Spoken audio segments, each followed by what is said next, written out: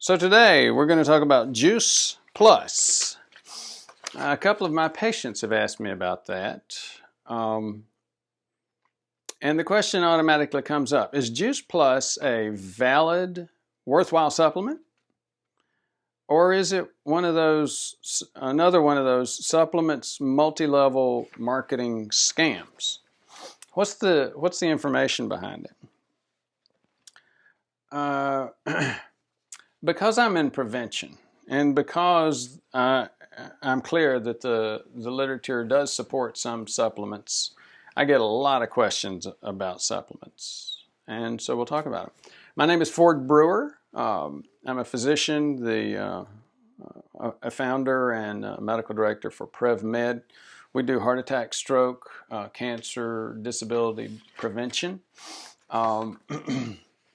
We're licensed in 35 states. We travel to see patients. We do appropriate telemedicine. We can't, and a lot of patients travel here in Nashville to see us. We can't make you do high-intensity intervals and resistance training and manage an appropriate BMI, but we can tell you what you need to do, why you need to do it, help you organize and motivate around it, and provide the appropriate medications to do it. So today we're talking about Juice Plus. Is it a scam? Well, let's talk about it.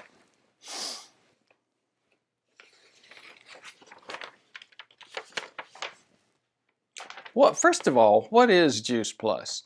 The way I understand it, as I investigate it, is that it's juiced fruits and vegetables.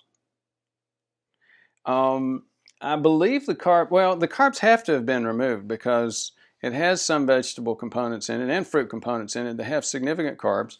But if you look at the label, it does not have significant carbs. Vitamins and other nutrients have been added. Juice is dehydrated and put into pills. So you're getting your fruits and veggies in a pill.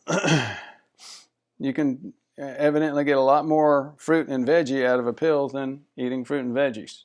Now, does this make sense, and what's the evidence? Well, Bear Grylls in the German Olympic team and several others swear by it, take it.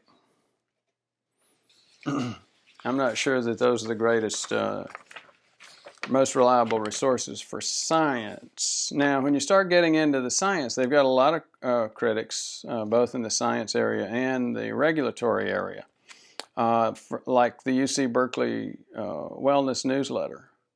And Steve Barrett. Steve Barrett runs a couple of things called one is the Multi-Level Marketing Watch, and the other is Quack Watch. He's put Juice Plus on the list of questionable research entities. And let's go. So why so much pushback and criticism of Juice Plus? I mean, it's just there's a lot of people that juice. These guys just decided to put it in powder, add vitamins, and take the carbs out. So that sounds like not such a bad idea to me.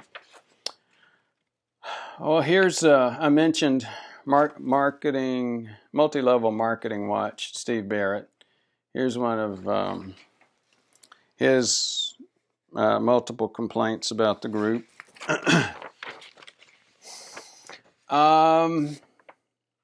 Conflicts of interest. You know, these conflicts of interest revolve around their research components. Let me give you an example.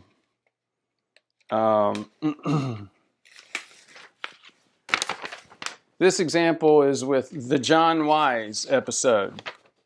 In 1986, John Wise was the co-author of multiple studies indicating that Juice Plus prevented several diseases. Well, John Wise was the executive VP of USAI, United Sciences of America.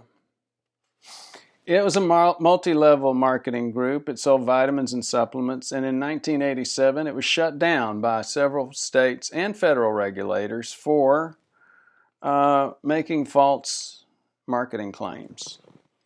The new company there was a new company that John Weiss went to after USAI was shut down. It was called NAI, and the NAI soon got the Juice Plus contract for about 16% of their revenues, which was being run by John Weiss. So maybe not the great judgment in terms of selecting who does your market research. Speaking of maybe not the greatest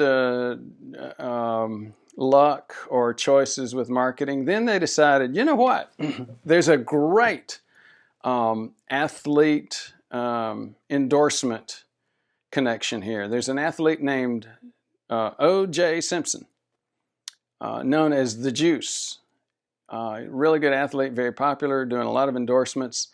Let's get an endorsement from him. And they set up a contract, 6 figures, multi-year, and there are videos of OJ standing up in front of thousands of Juice Plus distributors saying it got rid of his arthritis and made him play golf better. Pretty soon after that, he was in the trial for the murder of his wife and another person, and said that his arthritis made it impossible for him to have done that. So, again, I don't know if I would say that was a bad choice or just, it was a bad choice. I think maybe it's just unlucky. Anyway, Juice Plus, what do I take it? Actually, I'm trying it. I've got a friend who asked me to. And first of all, why would I try that? I'm a medical science geek, an epidemiologist. Well, here, let's go back through what this is, and let me give you the logic that I think is pretty good here. I've got a juicer. I've juiced quite a bit, but it is a mess. Juicing is a mess. Obviously, juicing fruits is going to give you way too many carbs. And even juicing vegetables is going to give you carbs. Carrots and beets. You ever heard of sugar beets? Do you know that a lot of sugar is obtained from beet juice?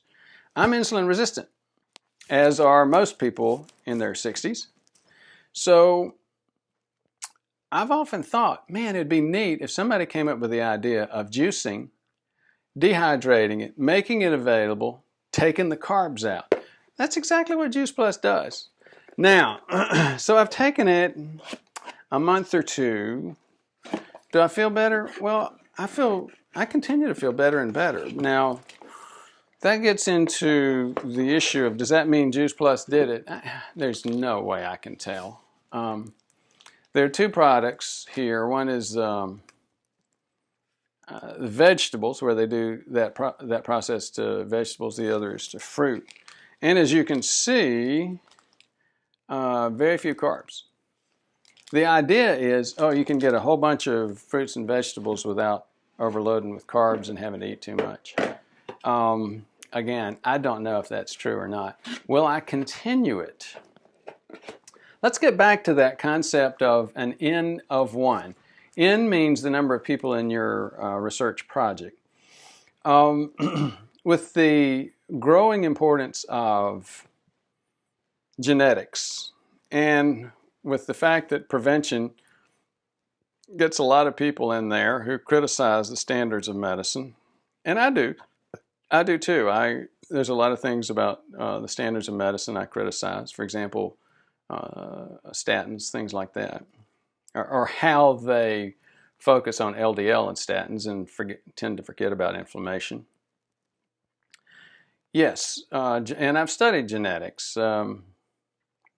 I've been in a program specific for genetics at Stanford, and it's really clear that genetics is rewriting the textbooks of medicine and the standards of medicine. So from those perspectives, an N of 1 is appropriate. However, here's the problem. You get somebody like me and like a lot of people who say, you know what, I'll try that. Well, at the same time that I've added Juice Plus, I've also changed my diet several times. I've changed my exercise patterns several times. I've changed my medication. I've changed way too many things to attribute it to that one thing. So the next question is, some people may have, and they say, well, are you going to buy it again? I don't know. It's expensive. I'm tempted because I love the logic. So I would love to hear your thoughts. From my perspective, Juice Plus they have a valid product, but like so many supplements companies, they've gone down that ugly path of trying to generate way too much evidence, quote, scientific medical evidence that they work. And in their zeal to do that, they got really sloppy with their marketing and their, quote, research. Now, maybe they've cleaned up their act. I don't know. For the product's sake, I wish they would, and I would love to see some real research around Juice Plus. If you're aware of any, please let me know. Thanks.